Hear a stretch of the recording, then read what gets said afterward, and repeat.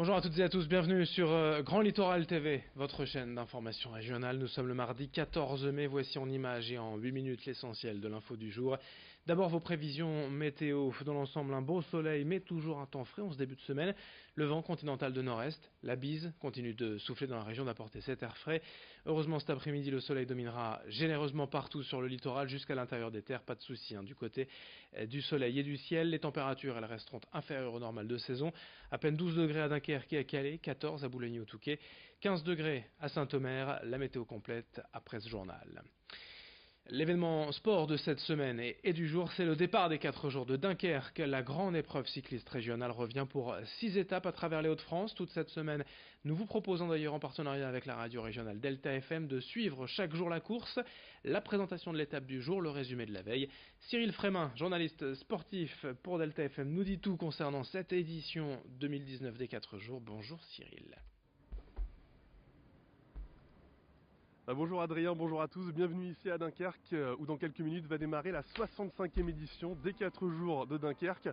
Une 65e édition qui nous promet beaucoup de spectacles avec notamment de très gros noms du cyclisme mondial. Vous allez retrouver un ancien vainqueur de Paris-Roubaix, la grande classique, de Paris-Tours, du Tour des Flandres et même un garçon qui a gagné 3 étapes sur la grande boucle, le Tour de France. Donc beaucoup de spectacles jusque dimanche. Pour ceux qui aiment les beaux paysages, vous allez voir du pays, vous allez voir de la région pendant ces 6 étapes. On pense évidemment à celle des monts entre Gravelines et Cassel qui est toujours magnifique, mais celle juste avant aussi entre Formaon et le Portel, vous allez voir la côte d'Opale, ce sera magnifique. Et puis même cette étape aujourd'hui entre Dunkerque et Condé-sur-l'Escaut, elle sera très belle et elle sera aussi pas évidente parce qu'il y a un parcours final tout autour de Condé où les routes sont très étroites, donc le peloton sera en difficulté et les spectateurs vont en prendre plein les mirettes. Donc voilà, rendez-vous dans les prochaines minutes pour cette étape et puis nous on se retrouve tout au long de cette semaine avec notamment notre consultant cyclisme Philippe Limousin, le président de la Ligue des Hauts-de-France, le président du club de Grande-Synthe. On va vous faire vivre cette magnifique course, les 4 jours de Dunkerque. Merci Cyril pour ces infos et rendez-vous est pris donc tout au long de la semaine sur Grand Littoral TV avec vous pour suivre les 4 jours de Dunkerque. Autre information en images, l'inauguration hier de la première maison des initiatives pour l'accès à l'emploi du département du Nord, un lieu censé faciliter les rencontres entre les demandeurs d'emploi, notamment les jeunes et les entreprises en recrutement. L'objectif c'est d'améliorer les délais de prise en charge et d'accompagnement des habitants des quartiers prioritaires, des allocataires du RSA ou des jeunes en décrochage scolaire. Pour cela, diverses initiatives sont prévues, telles que des ateliers, des conférences et des événements collaboratifs autour de l'emploi, avec des recruteurs directement sur place. D'autres sont prévus partout dans la région dans les prochains mois. Explication au micro de Margot Sey. On a chaque jour ce qu'on appelle un Job of the Day. Donc le Job of the Day, c'est un membre de l'équipe de la MIAE qui présente des offres d'emploi ou alors des contrats d'apprentissage ou des formations. Ça peut être sur thématique, ça peut être libre, ça peut être... voilà, donc il y a ça déjà pour la recherche d'emploi. On a une cyberbase, on est labellisé depuis quelques semaines Aptic, référencé Aptic, c'est la formation numérique. C'est en gros le ticket restaurant de la formation numérique où des partenaires institutionnels délivrent ces chèques aux personnes qui en ont besoin, sur des critères qui sont complètement définis par les personnes qui les délivrent, par les institutions qui les délivrent. Il ne faut pas être forcément allocataire du RSA ou quoi que ce soit. Et ils peuvent venir ici, avoir une formation numérique sur une thématique, faire son CV, faire un CV vidéo, faire ses démarches en ligne, enfin voilà. Les élections européennes le dimanche 26 mai, c'est en moins de 2 semaines désormais. Et nous aurons le choix entre 34 listes candidates pour élire nos députés français au Parlement européen. La campagne a officiellement démarré hier en France, mais avec autant de listes et de candidats, difficile pour beaucoup de personnes aujourd'hui de savoir pour qui voter. Entre les têtes de liste plus ou moins connues, les partis historiques ou les nouveaux, pour de nombreux électeurs, la question du vote ne semble pas encore tranchée. Écoutez les Calaisiens, hier au micro de Corentin Escaillé. Nous, les retraités, donc on va regarder un peu ce qu'ils prévoient de faire. Voilà, c'est tout, je s'arrête là, tout bonnement. Je pense que je vais aller voter. J'ai pas décidé encore du tout pour qui j'allais voter.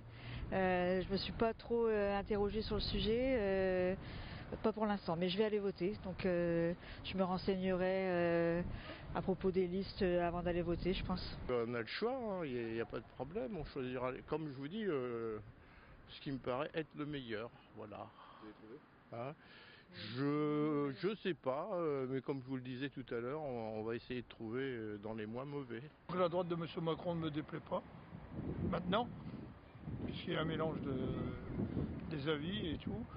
Et comme ça va être, je pense, un défenseur de l'Europe, il donne l'impression d'en vouloir, quoi. Je voterai pas extrême droite, ça c'est une certitude. Extrême gauche non plus, je voterai pas les extrêmes. Après, je pense plutôt voter pour une personne plutôt qu'un parti.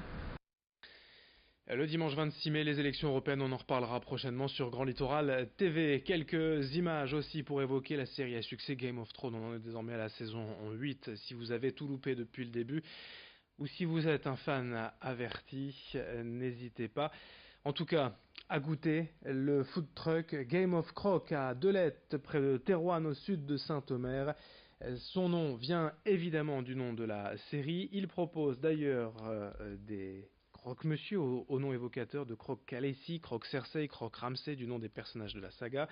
En fait, Antoine Christian, le gérant, parcourt les festivals médiévaux en France et sera à Saint-Omer début juillet pour vendre ses croque-monsieur au goût de Game of Thrones. Explication au micro de Marine Kijek. Je compte en faire d'autres. Par exemple, j'ai d'autres projets pour, par exemple, le roi de la nuit, avec toujours ce petit clin d'œil avec le personnage qui correspond, quoi. J'utilise uniquement des produits locaux. Le pain vient du boulanger de mon village, juste en bas de chez moi.